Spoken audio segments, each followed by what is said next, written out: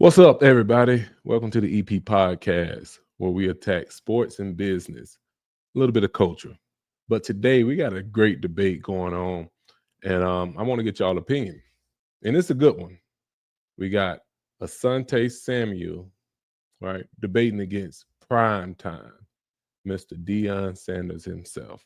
And it's a good one though. And I wanted to bring y'all in and give you some perspective of what I think on how this debate, what it is, what it's about, and what it should be, right? Great insight, but we're gonna do ours backed off of facts and stats. We're not gonna go into the back and forth of who's better because I honestly don't think it's about who's better. But if you've been paying attention recently, it's been going back and forth. Who's better? Sante Samuel, Deion Sanders. And like I said, from my standpoint of view, I love both of them. I think both of them are great athletes, one of a kind at their time, and they definitely are in different eras. But what they were able to do during that time, it's a whole nother level. So I just want to bring y'all in, get some feedback, and tell me what y'all think of it all. But let's start here. Here we go. The other day, Prime, being Prime, he sets the standard and says that the T break and the back pedal, waste of time, is garbage. He don't teach none of his players at Colorado the T step, and if any of them did, he'd tell them to go sit on the bench. Right now, let me say this: I think Prime, you put a microphone. It was on NFL Network, and I'm thinking it's live. But yeah, it's definitely live. You put a microphone. Everybody knows Prime gonna give you what you want. He's gonna give it his opinionated conversation. He's gonna make it juicy, whether it's right or wrong. He don't care about that, but he's gonna give you his true experience off of what he believes. My guy, Asante Samuel, see this, but he's like, how could that be true? We have millions of kids that look up to you, Prime, and you're telling them don't do the T step. But when I did the T step, right, I have over 50 picks, 51 interceptions in my career, which is by far one of the hardest things to do in the NFL is to get an interception. So he's like, why would you say that? It may be different, but why would you say it's the waste of time? So that's where I come in at. And then they go back and forth a little bit, going into on Twitter, or I'm sorry, X, right? They go back and forth. And one of the main things that popped up is Shannon Sharp called a hold of it on his show, The Nightcap, that's starring him in Ocho Cinco. And Shannon Sharp goes in and says, bro, Sante, you're not better than Prime. You do not even belong in the same realm as Prime. And I can't say that. I can't vouch for Shannon to say that in that manner, primarily because go back to the stats, right? And I have some right here. We can always look up the stats. Deion Sanders, definitely the gold standard of cornerbacks, right? 2 Super Bowl rings, 6-time All-Pro, NFL Defensive Player of the Year in 1994, arguably one of the best corners of all time. And he was elite, no doubt about it. But what was unique about Prime is that all of us, when we grew up watching, it was a show. Get your popcorn ready because he just didn't play cornerback. He played receiver, right? He rode in on a helicopter from baseball games, right? He did the high step into the end zone. He was fast. He punt return. It was a show. It wasn't just cornerback. Now, let's go over there to Asante. He can hold his own, right? 2 Super Bowl rings. So they tied right there. 4-time Pro Bowler, 51 interceptions, 6 of them pick sixes. This is not even counting the playoff picks. Um, Led the NFL twice in interceptions. And he's a clutch game performer, right? Clutch game performer. Keep that in mind because when you look at these two guys, it's really not about who's best, in my opinion. It's not about who's best. Because honestly, I'm looking at it like it's 2 different eras. It's almost like the LeBron and um, Jordan conversation. Not that I'll compare either one, but they played in two different eras. So it's always going to be hard to say who's better, who's not. And I don't think that's what Asante's first initial. Now, I'm not saying it hasn't grown, rebuttal, back and forth, but his first initial was only contesting saying T break is garbage. For you guys that don't understand T break, is when the cornerback is in his stance and he's backpedaling, he T breaks, explodes to the ball, right? Deion says when you backpedal, no need to do that open up and explode to the ball. All you got to do is backpedal and go forward. Both ways were very successful for both people. Now, I will say this. Asante was coached from Gene Chizik. Deion Sanders, coached from Mickey Andrews at Florida State. Both legendary coaches, in my eyes. But I will say this. Deion is an elite athlete. He didn't stretch. I don't know how much he practiced. I saw the other day he was joking with his son, and he was like, "Dad, what you do to train for 40?" He's like, "I didn't train for the 40, man. I was busy playing baseball." So if I had a son that was playing cornerback, right, and I need him to be elite, an elite cornerback, I personally can't just say go do what Deion did. I gotta really teach him technique because that's 1 in a million. That is 1 in a million. Right? Deion Sanders is 1 in 10 million. He's just not that type of athlete that's just gonna you can teach. Like he came out the gate, he came out the womb being ready to be elite on the field, on and off the field. He's great, right? Asante worked at it. He worked at his technique. He paid attention to details. So if you had to pick one for your son to be successful in the football world as a cornerback, you gotta teach technique. And I'm not saying Prime don't teach technique. That's not what I'm saying. But the arguments is Prime is on a whole nother level. He's elite and he's just great. He was shut down. I don't even know if he had to work on it. He was just great.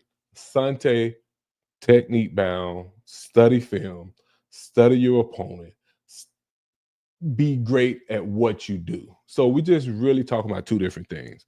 And at the end of the day, I'll say this: who wins? If you did have that debate, who wins? Right? Um, the thing that I'm seeing a lot in the comments and different people saying is that Asante doesn't even belong. I think Shannon Sharp said this. Asante don't even belong in the room. He's not even really a top 10, top 20. And I don't quite understand that.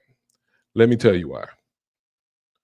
Let's bring in some other guys who was pretty good, like Revis, right?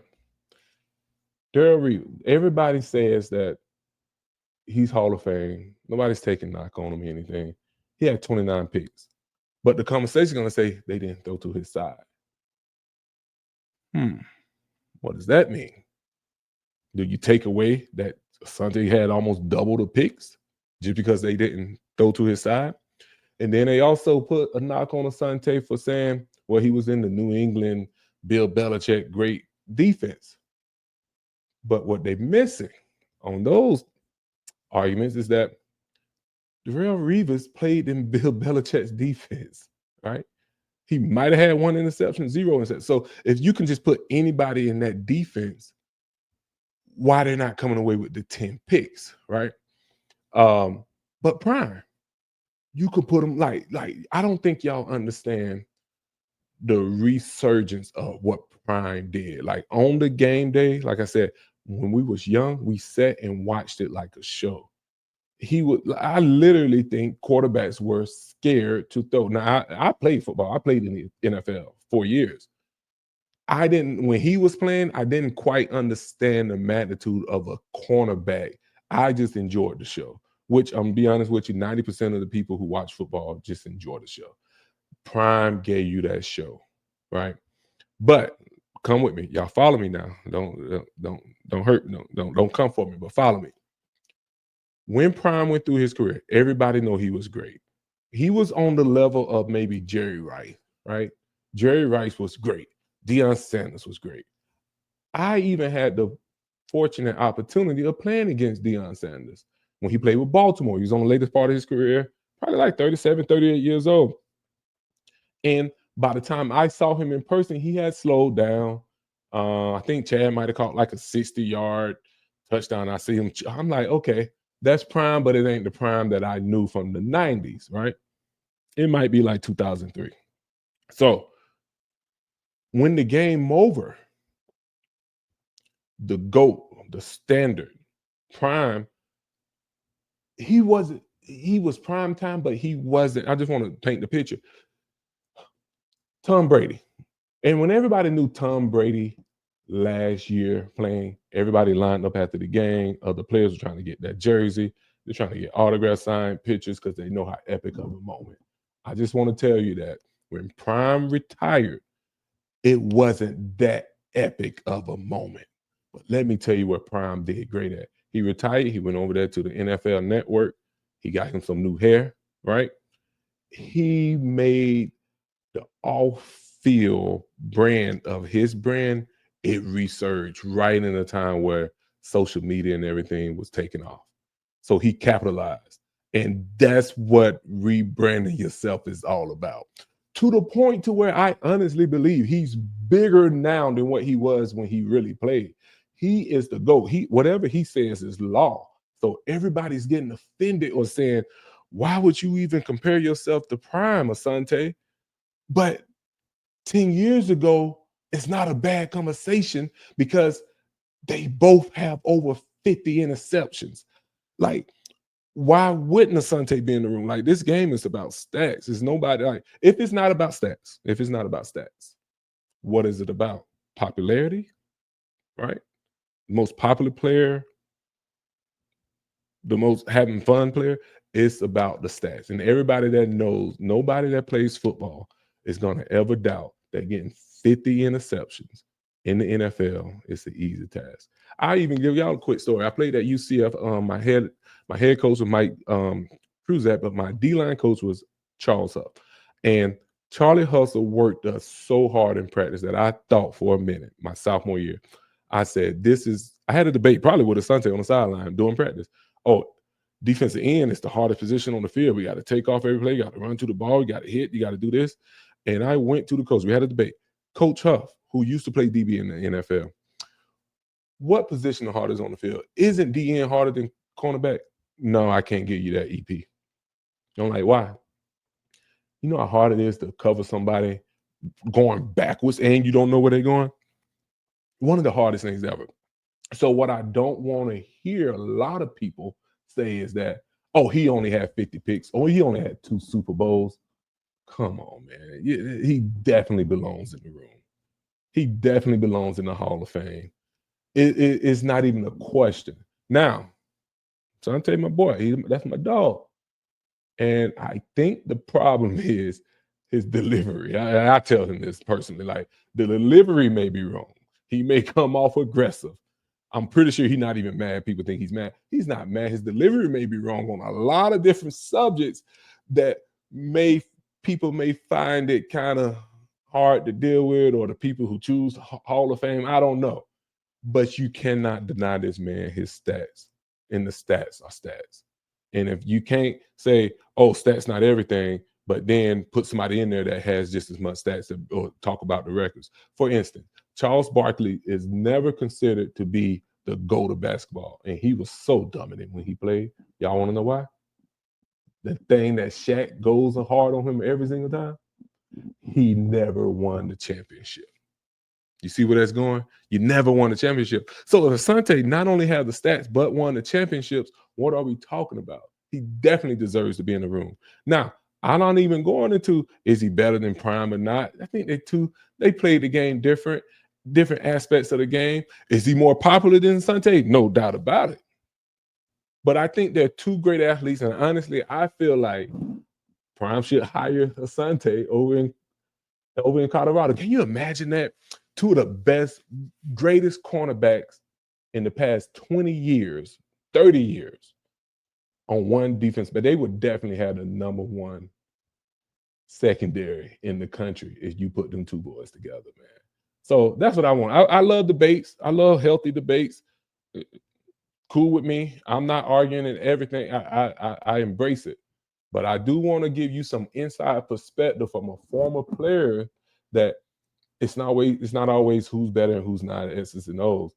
But you gotta give credit what to do. And I'm giving Prime all his credit. I ain't taking nothing away from him. But you can't leave Asante out the room on like 50 picks. If it was that easy, a lot of people be doing it, right? And it's not easy. And yes, he deserves whatever flowers he's gonna get. And I think he is gonna get it in the future.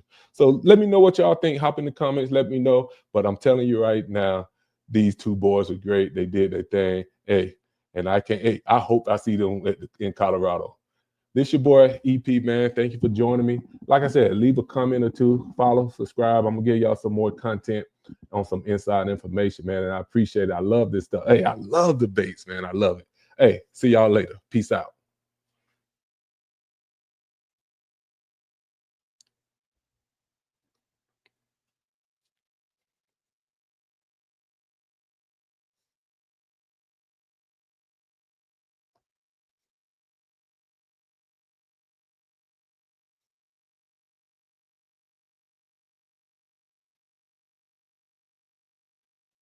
Mhm.